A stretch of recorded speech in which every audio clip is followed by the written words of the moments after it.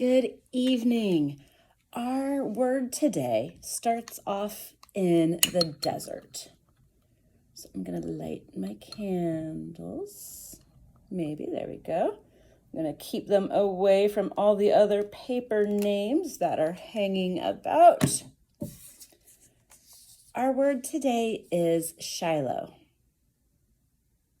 Have you heard that word before? Have you heard that place or that name? Shiloh is the place when the Israelites were wandering in the desert. They made camp, they built the tabernacle, the Ark of the Covenant was there, and God was in their midst. God dwelled, the Spirit of God hovered above the Ark of the Covenant. Inside, the Holy of Holies, inside the tabernacle, the house of worship. And this was out in the desert. So we have our people, and they would come to the temple to offer their sacrifices, to pray. And during the time of the prophet, Samuel, it was Hannah begging God for a child whom she named Samuel, whom she dedicated back to the temple and temple service. And Samuel was growing up serving the Lord. The main priest, his sons, they had not only walked away from the faith, but it was bad. And it was bad enough that God sent them warnings. It was like, hey, you guys need to start paying attention. You need to start worshiping with your hearts, or this place is going to get wrecked. So we come to our verse in Genesis.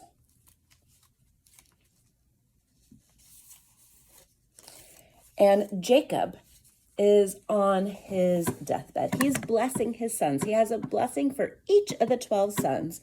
And he gets to Judah. He says, "The scepter shall not part from Judah, nor the ruler's staff from between his feet, until Shiloh comes, and to him shall be the obedience of the peoples," or the nations.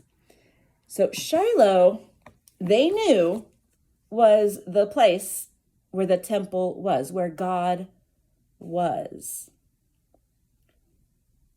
But the Babylonians, no. First it was the Philistines. The Philistines came and destroyed it and took the people back into captivity. And later in Jeremiah, the prophet Jeremiah uses Shiloh as an example. He's like, hey, remember Shiloh? When they stopped worshiping God and they walked away from him and they started doing wicked things? That's going to be your fate. This is your future unless you turn around.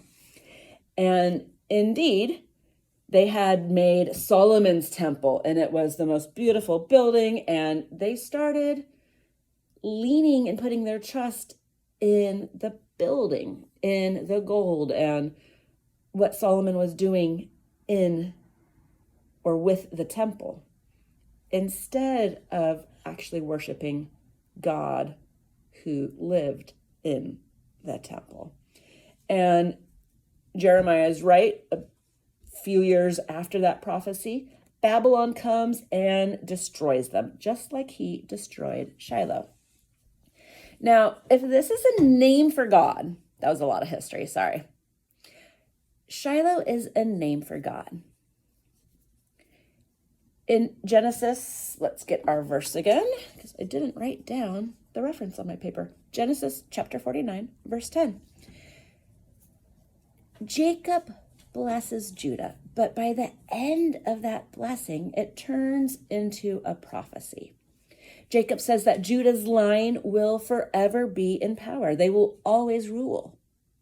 Now, King David was from the house of Judah, and Jesus was from King David's family line. So when he's talking about Shiloh, the person, He's talking about the Messiah who lives among them,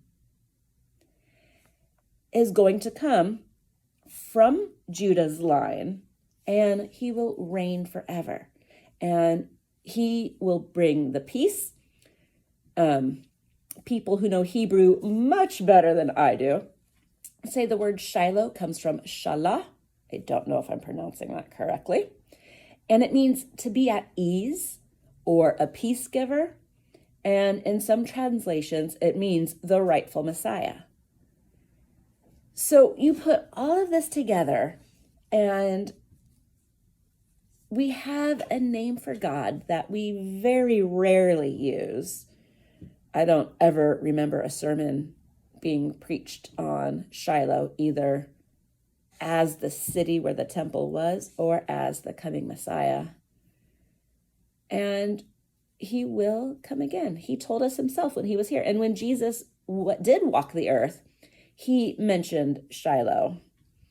And so even though it's in the Old Testament, and I know a lot of Christians, we tend to ignore most of the Old Testament and focus on the New Testament, but this was the scripture that Jesus knew. So when he references scripture and he quotes scripture, he's using the Old Testament.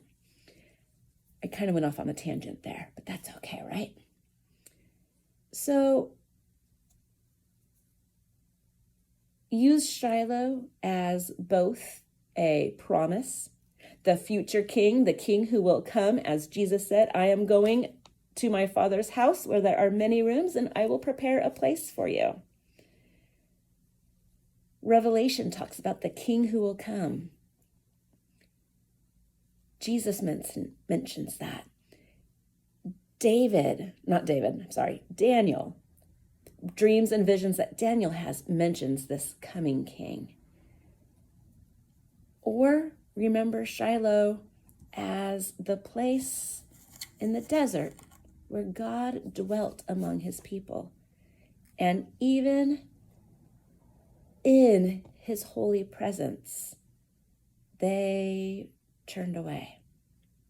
We turn away every day. Every day we think thoughts and do actions that are not worthy of Jesus, of Yeshua. So remember the desert. Remember to walk with God. And remember to look forward to that day when he will come again as the rightful Messiah, bringing peace, our Shiloh. All right. Have a great rest of the evening if you're a night owl, and I will see you later. Bye.